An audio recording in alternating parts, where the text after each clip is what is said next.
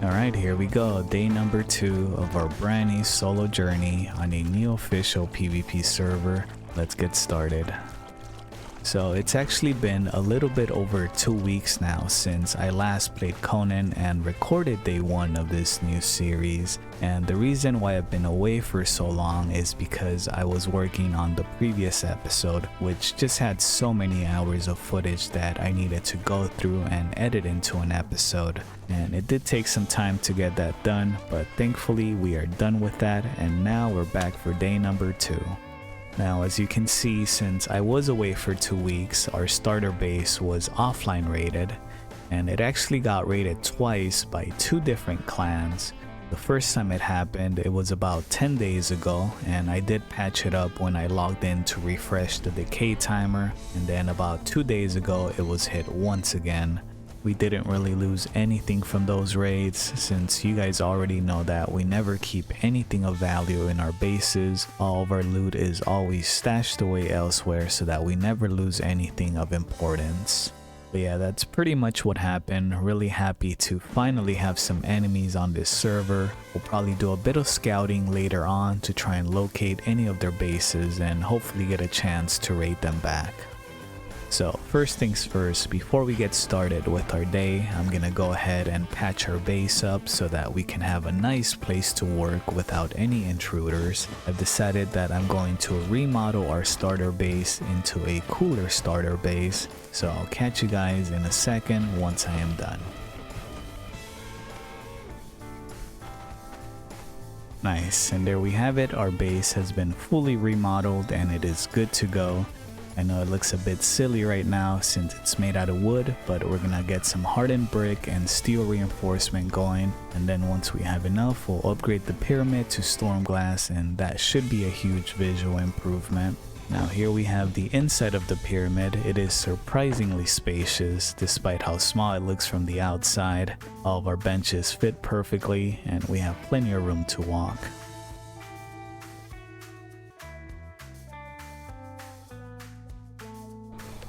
We're gonna go and make a quick stop by Sinkhole and see if anything interesting is happening there. So check this out, look at who we just ran into. This right here is my old neighbor from my home server, and they also migrated over to this new server. So we decided that we are going to have a sparring session since it's been quite a while since we last had one, and it's also going to help us remove all this PvP rust that we have accumulated over the last 2 weeks, because we want to be ready once we fight our raiders. Alright, first fight of our sparring session, here we go.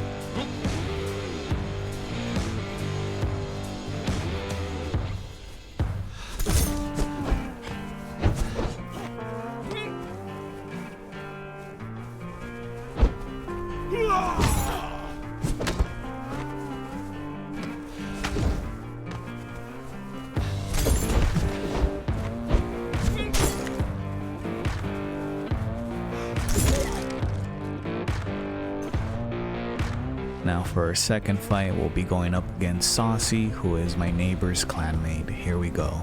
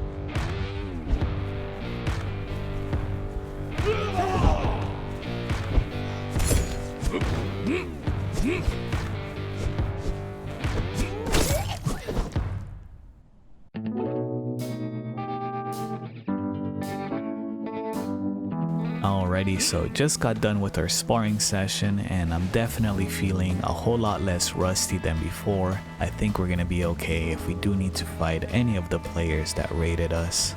But anyway, we decided to come here to Sinkhole and see if anything interesting was happening. And by the looks of it, I think there was. We got a ton of dead bodies everywhere and a lot of players as well. I'm hoping that we didn't arrive too late and missed out on all the fun. Well, thankfully I don't think we arrived too late. We still got players here blowing stuff up.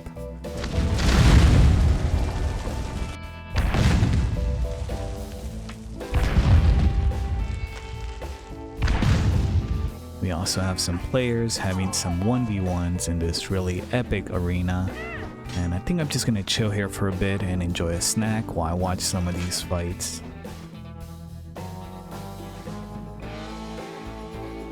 Let's go ahead and try out this arena for the first time and see how we do.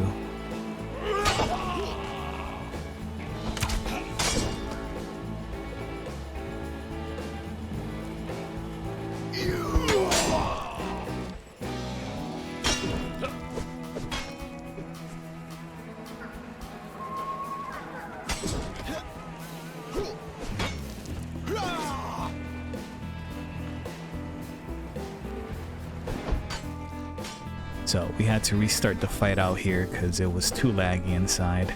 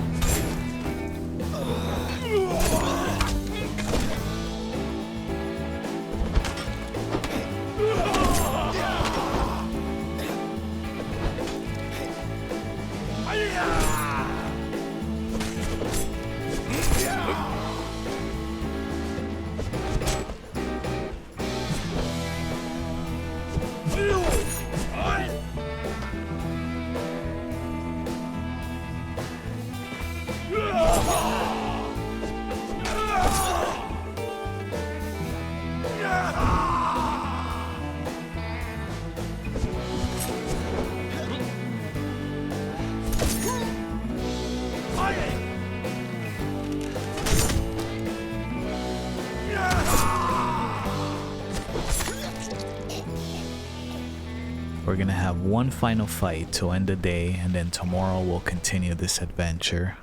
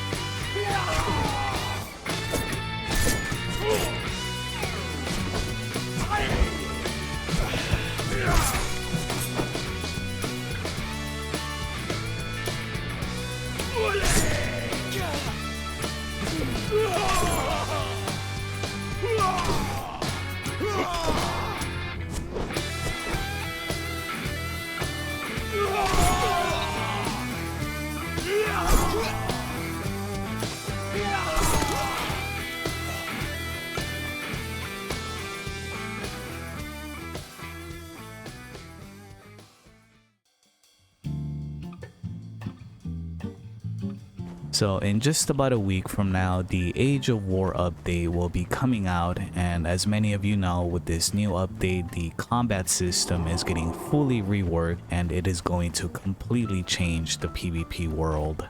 I would say I'm pretty excited to finally get to try out these new combat changes against other players and to finally see the effects that these changes will have on the PvP meta.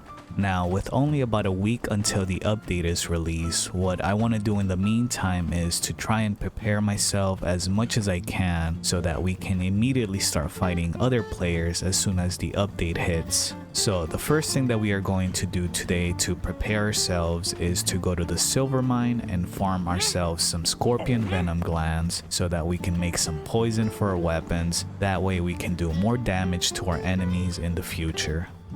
Alright, and here we are at the silver mine, and here's the map location for any new players that want to farm themselves some scorpion venom glands as well. Let's go inside and just run past everything. The only creature we need to fight is just the boss at the end. This boss can be pretty tanky to fight when you're fresh on a server, and honestly, just from my experience, it's probably one of the more tricky bosses to fight because of its movement and attacks. Okay, we made it to the boss room. Now let's go ahead and fight it. Actually, let's start by taking out these little scorpions first. Just get them out of the way. Alright, and now we can fight the boss, and we'll just go ahead and bleed it out since it's so tanky.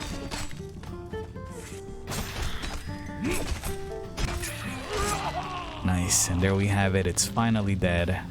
I'm still not sure what the best tool is to farm the venom glands, but we'll try out the skinning knife.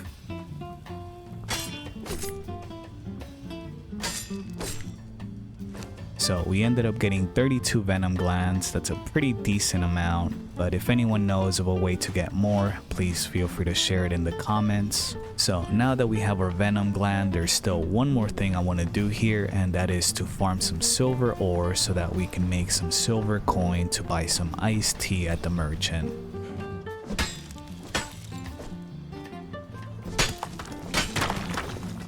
Alright, and we have everything we need. Now let's get back to home base and get everything crafted. Alrighty, and we're back at home base, and we'll start by processing the Silverstone into some silver bars. So I was just about to craft the Scorpion Queen poison, and I just realized that I forgot to learn the recipe after we killed the boss. So we are going to need to go back there once more and learn that recipe. But we're just gonna do that later when we visit the iced tea merchant at Sepermeru. In the meantime, we're just gonna get these silver coins made so that we can go buy the iced tea.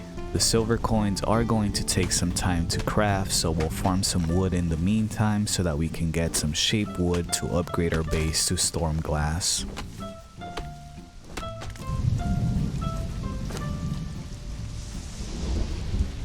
Let's check on the silver coins. So we have 700 silver coins made. I think that's more than enough. So let's head over to Sepermeru and buy ourselves some iced tea. Actually, we're gonna stop by the silver mine first and get the recipe, then we'll buy the iced tea. Alright, and here we are. This is the tablet that I forgot to interact with last time. There we go. We got the Scorpion Queen poison recipe. Now we can go buy our iced tea. Here we are at the merchant. And in case you want to buy some iced tea yourself, here's the location. And this is where you buy the iced tea. And again, in case you don't know what iced tea is good for, it's basically a nice consumable that you can drink during a battle, and it will help you regain your stamina a tiny bit faster. It's a really good item to have for PvP when you're in a fight, because you always want your stamina to go back up as fast as possible so that you can attack or defend yourself, whatever the case is. Okay, and I think that should be enough for a few days of battle. If we do run out, we can always just come back and buy some more. I'm gonna use the remaining silver coins that I have to buy some glass flasks from this merchant located here. And I'll be needing these glass flasks to cook some feast to Yogg later on today. These are super cheap to buy here if you ever need a ton of these. It's way more convenient to buy these than to craft them. Now that we have our iced tea and some glass flasks, we're gonna head back to home base and move on to our next task. Just gonna get this poison crafted, and this should last us for a few days as well. Now we're gonna move on to our next task in preparation for the Age of War, and that is to craft ourselves some antidotes for poison. And for this, we're gonna need a set altar. And to make these antidotes, we're going to need some human hearts, which we can harvest from humans using this ritual knife. There we go, we got the ritual knife. Now let's go to this camp right next to my base and farm some of the humans.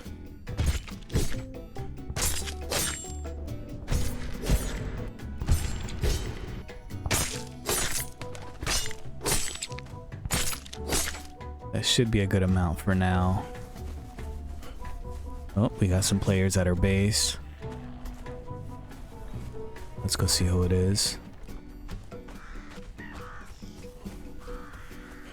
Okay, just the old neighbors. We're good. Let's go ahead and get these antidotes going. There it is, we have our antidotes, and now that we can defend ourselves against poison, we can move on to the next task in preparation for the Age of War. We are going to craft the Zathite Dagger and go farm all the materials needed to cook some Feast to Yogg. And in case you don't know, Feast to Yogg is the best food consumable in the game that you can eat during a battle, and it will help you regenerate your health faster. So it's a food that really comes in handy when you're in a fight. And thankfully, most of the items that you'll need to prepare this food can be farmed from spiders using the Zathite Dagger. A little tip that I learned from you guys when farming these spiders is that you're going to want to have the efficient harvest perk with you, and then you're going to want to use a regular pick first and then follow it up using the Zathite Dagger, and this way you end up getting 2 Zathite bags instead of 1. And just for any new players that don't know, these Zathite bags contain most of the ingredients that you'll need to cook some Feast to Yogg. Last item that we're going to need will be some feral flesh, which we'll get from these hyenas. Don't have a cleaver with me, so we'll just use this blood pick.